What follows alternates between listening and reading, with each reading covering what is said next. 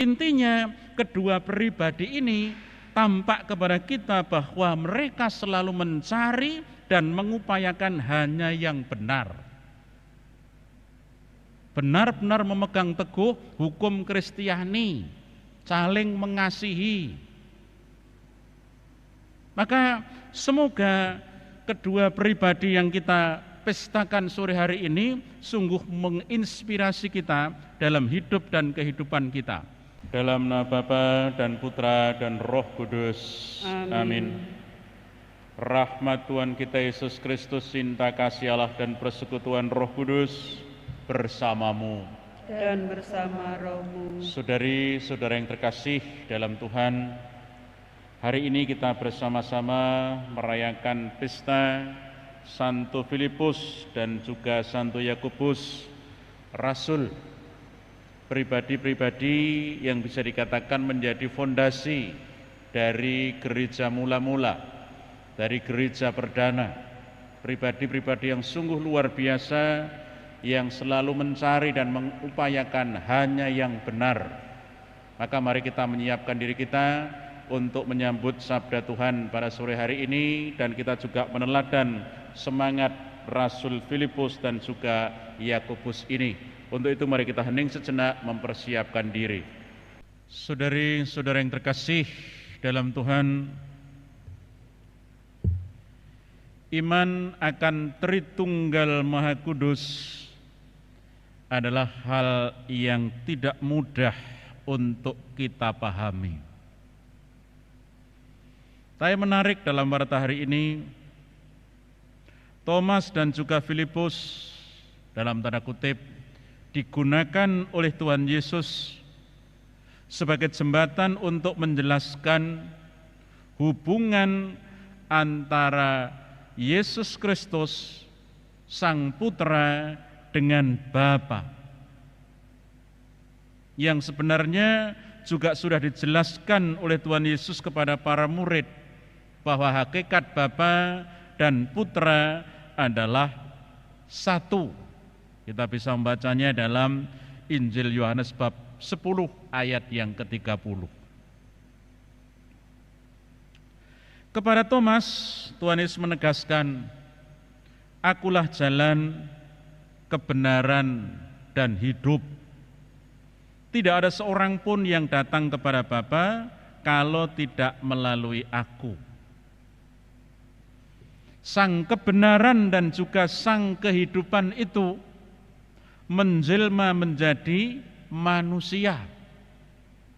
Nah, dengan menjelma menjadi manusia, sang kebenaran, sang hidup itu menunjukkan jalan yang benar, jalan menuju kebahagiaan abadi, jalan kepada kebersatuan dengan Allah sendiri yang merupakan tujuan akhir dari setiap manusia. Sedangkan kepada Filipus yang sangat merindukan untuk melihat Bapa, Tuhan Yesus menegaskan, "Percayalah kepadaku bahwa Aku di dalam Bapa dan Bapa di dalam Aku."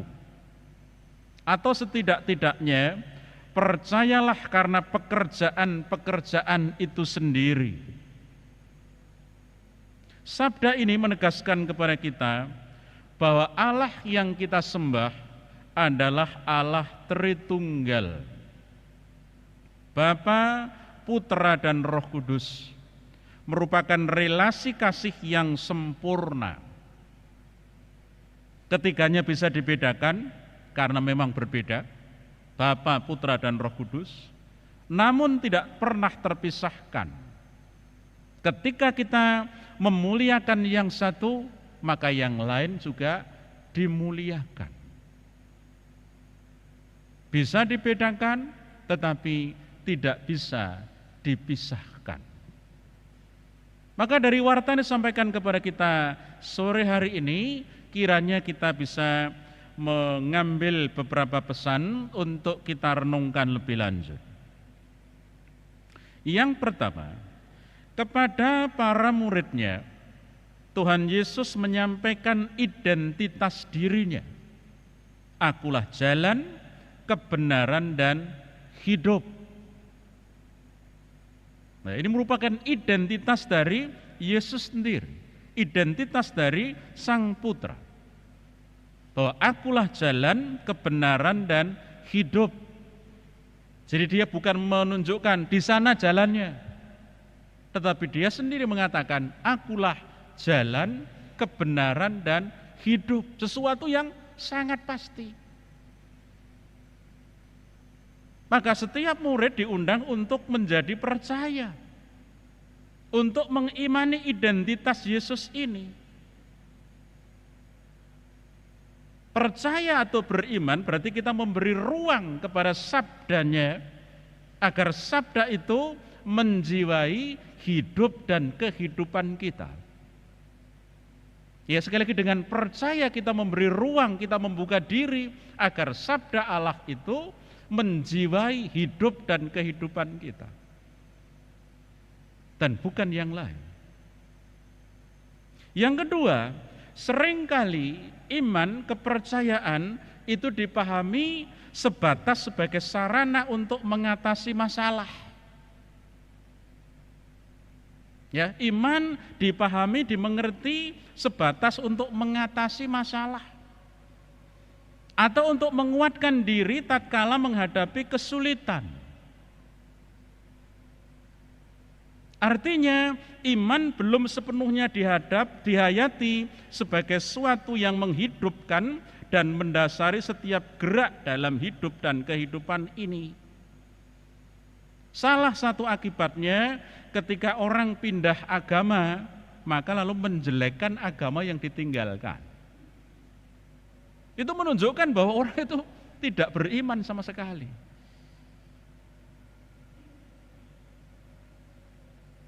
Karena beriman itu hanya kepada Allah dan bukan kepada yang lain.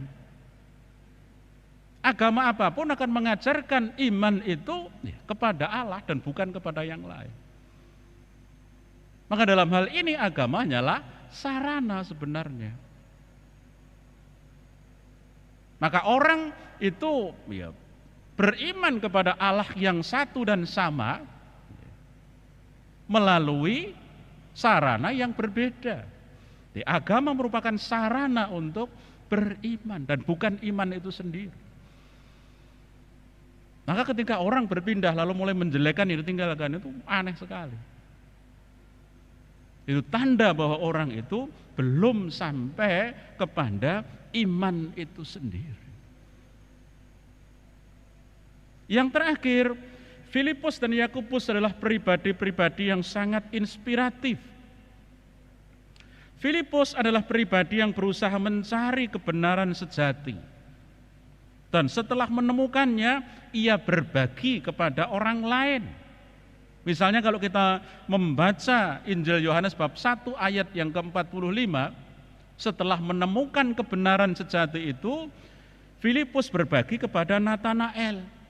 Dia katakan, kami telah menemukan dia yang disebut Musa dalam kitab Taurat dan para nabi, yaitu Yesus anak Yusuf dari Nazaret. Dia menemukan kebenaran itu lalu men-sharingkannya kepada orang lain, berbagi dengan orang lain. Sedangkan Yakobus adalah uskup pertama di Yerusalem. Dalam konsili pertama di dalam gereja, yang waktu itu persoalan tentang kultur, tentang budaya, yakni tentang sunat, maka bagian utara dan selatan itu ada Antioquia dengan Yerusalem, itu ada masalah yang sangat besar. Tapi dalam konsili itu dengan sangat bijaksana Yakobus menyampaikan, kita tidak boleh menimbulkan kesulitan bagi mereka dari bangsa-bangsa lain yang berbalik kepada Allah. Jadi persoalannya bahwa orang yang mau diselamatkan itu harus mengikuti tradisi Yahudi zaman itu. Sementara orang yang non-Yahudi tidak bisa menerima itu. Maka dengan bijaksana Yakobus mengusulkan, jangan menyulitkan orang. Intinya kedua pribadi ini tampak kepada kita bahwa mereka selalu mencari dan mengupayakan hanya yang benar. Benar-benar memegang teguh hukum Kristiani, saling mengasihi. Maka semoga kedua pribadi yang kita pestakan sore hari ini sungguh menginspirasi kita dalam hidup dan kehidupan kita. Hanya mencari dan mengupayakan yang benar, bukan yang lain. Berkat Tuhan menyertai kita semua. Marilah kita berdoa.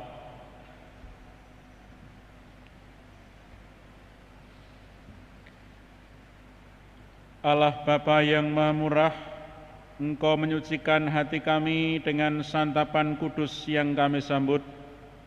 Semoga bersama Santo Filipus dan Yakobus kami mandang Diko dalam puteramu, dan Kau perkenankan memperoleh hidup yang kekal dengan pengantaraan Kristus Tuhan kami.